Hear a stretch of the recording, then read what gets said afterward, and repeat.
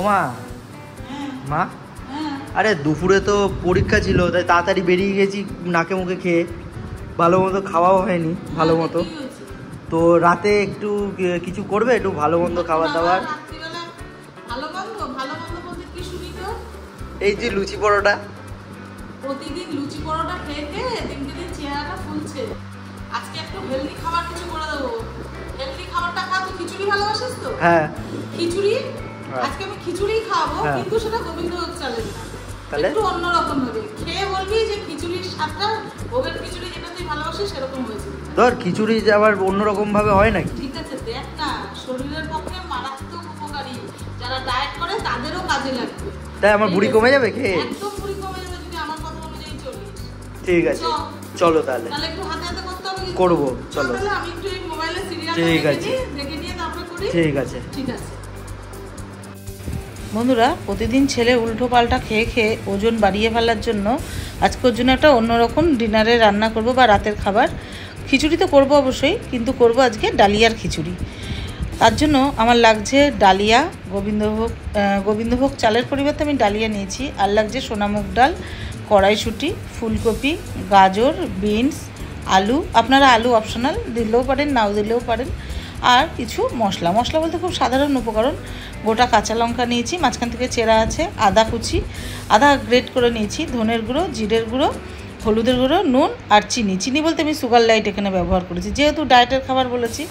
আচ্ছা, এখানে ফোড়নের জন্য লাগছে 5 ফোড়ন, সামান্য একটু ফোড়নের জন্য লাগছে জিরে, গোটা গরম মশলা, লবঙ্গ, এলাচ, দারচিনি আর তেজপাতা, শুকনো লঙ্কা। এখানে 5 ফোড়ন আর জিরে দুটোই দিতে হবে, 5 ফোড়নটা একটু বেশি, জিরাটা একটু কম। আর দিতে হবে ঘি। আর একটা জিনিস দেখাতে ভুলে গেছি বন্ধুরা, সেটা হচ্ছে কিশমিশ। আচ্ছা, ঘি আমি এখানে দেব এই কারণে, ঘিয়ের ফ্যাটটা কিন্তু হেলদি ফ্যাট, ঘিয়ে কোনো শরীরের ক্ষতি করে না। এখানে বন্ধুরা আমি 2 চামচ ঘি দিয়ে নিয়েছি। এই সামান্য 2 চামচ ঘিয়ে আজকে রান্নাটা করব।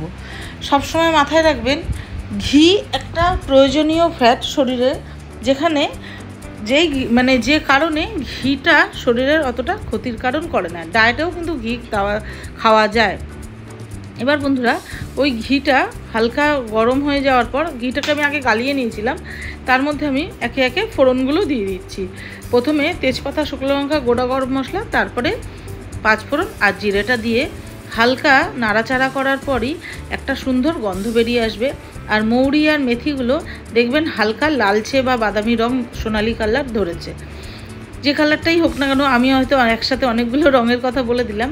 তারপরে এই বন্ধুরা আমি একে একে সব সবজিগুলো দিয়ে দেবো। সবজি বলতে কড়াইশুঁটি আর কিশমিশটা এখানে আমি এখন দেবো না, এখানে আমি আলু, বিনস, গাজর আর ফুলকপিটা দিয়ে নেবো। পুরো রান্নাটাই আমি ঘিতে করেছি, তেল আজকে ব্যবহার করিনি। এবার বন্ধুরা আমি হালকাভাবে এগুলোকে নাড়াচাড়া করে ঢেকে দেবো। 2-1 বার এরকম একটু হালকা নাড়াচাড়া করে নেব, কারণ সবজিটার কাঁচা গন্ধটা যাতে চলে যায়। এবার বন্ধুরা এগুলোকে ভালোভাবে 2-3 বার নাড়াচাড়া করার পরেই দেখবেন সবজিতে একটা জল ছাড়া ভাব যখনই আসবে, তখন আমাদের পরের স্টেপে যেতে হবে। ডালিয়ার খিচুড়ি শরীরে একটা অত্যাধুনিক উপকারী খাবার। প্রতিটা দিন আমরা একই রকম ভাত, রুটি বা তেলের ভাজা পোড়া খাওয়ার থেকে 1-8 দিন এরকম হালকা খাবার খাওয়াই যেতে পারে, তাহলে শরীরটাও ভালো থাকে আর পেটটাও একটু রেহাই পায়। এবার বন্ধুরা আমি যে মুগের ডালটা রেখেছিলাম, সেই মুগের ডালটা পুরোটাই দিয়ে দিয়েছি। আমি এখানে 5 জনের মতন ডালিয়ার খিচুড়ি করেছি, তাই এখানে আমি 150 মতন মুগের ডাল নিয়েছি। আপনারা আপনাদের পরিবারের লোকজন অনুযায়ী বা মানুষজন অনুযায়ী আপনারা মাপটা আপনাদের পরিবারের মানুষজন অনুযায়ী করে নেবেন। এবার বন্ধুরা হালকা হাতে ডালটা থেকে গন্ধ বেরোলেই আমি ডালিয়াটা দিয়ে দেবো। তারপরে বন্ধুরা বাকি জিনিসগুলো এর মধ্যে দিয়ে দেবো।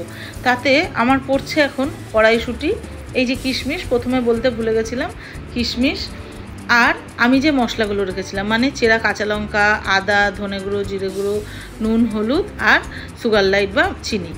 বা আর একটা কথা বলতে পারি, আপনারা এখানে গুঁড়ো দিতে পারেন। আমি আখের গুঁড়ো অনেক সময় দেই, আজকে ছিল না তাই ব্যবহার করিনি। এগুলোকে বন্ধুরা আমাদের গ্যাসটা কিন্তু এই টাইমে মিডিয়াম টু লো হিটে রাখবেন। খুব জোরে আঁচ থাকলে সব জিনিসগুলো পুড়ে যেতে পারে, কারণ আমরা তো ঘিয়ের পরিমাণটা এখানে খুব বেশি দিইনি। প্রথমেই বলেছি হেলদি, তাই স্বাস্থ্যের দিকটা আমাদের মাথায় রাখতে হবে। বন্ধুরা এগুলো নাড়িয়ে ছাড়িয়ে একটু সুন্দর ভালোভাবে মিশে গেলে আমি এখানে পরিমাণ মতন জল দিয়ে দিয়েছি। এই রান্নাটা কিন্তু আমাদের মিডিয়াম টু লো হিটেই রান্নাটা হবে, কারণ ডালিয়াটা সেদ্ধ হবে। সেদ্ধ হওয়ার জন্য পর্যাপ্ত সময় দিতে হবে। আমার 20 মিনিটের মধ্যে পুরো রান্নাটা কমপ্লিট হয়েছে। আপনারা প্রেশার কুকারেও করতে পারেন। আমি অন্যান্য দিন প্রেশার কুকারেই করি, যেহেতু আজকে একটু বেশি করেছি তাই আমি কড়াইতেই করেছি। এবার বন্ধুরা আর একটা কথা আমি বলি, ডালিয়া বিভিন্ন রকমভাবে খাওয়া যায়। আজকে এখানে ডালিয়ার খিচুড়ি করেছি।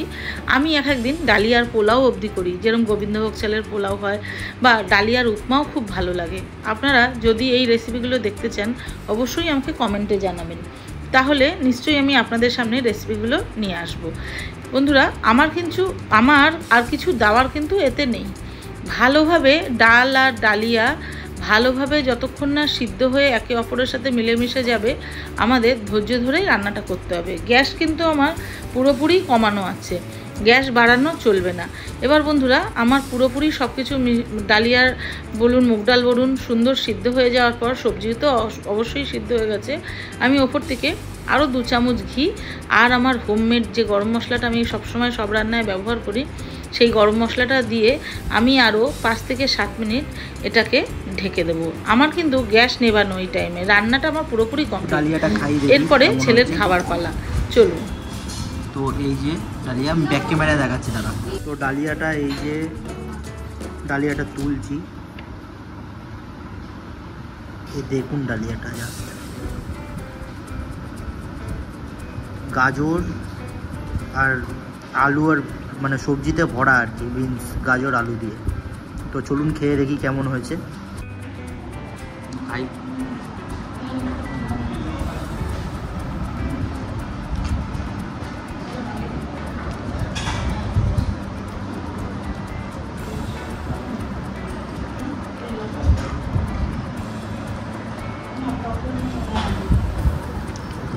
দারুণ হয়েছে বন্ধুরা। তো ঘরে যেরকমভাবে রেসিপিটা বানানো আছে এরকমভাবে পুরো রেসিপিটা বানান। আর হচ্ছে তেল একদমই কম, তেল নেই এর মধ্যে। তো হেলদি খাবার আর টেস্টি খাবার খাওয়ার জন্যে যদি ডালিয়া কেউ যদি নাও পছন্দ করে থাকেন, তো এরকমভাবে ডালিয়া বানিয়ে খান, মানে এত সুন্দর স্বাদ, আপনি এরপর থেকে মনে হবে এরকমভাবেই ডালিয়া বানিয়ে খাই। তো টাটা বন্ধুরা, ভিডিওটা ভালো লাগলে লাইক করে দেবেন, সাবস্ক্রাইব করে দেবেন আর শেয়ার করে দেবেন। টাটা।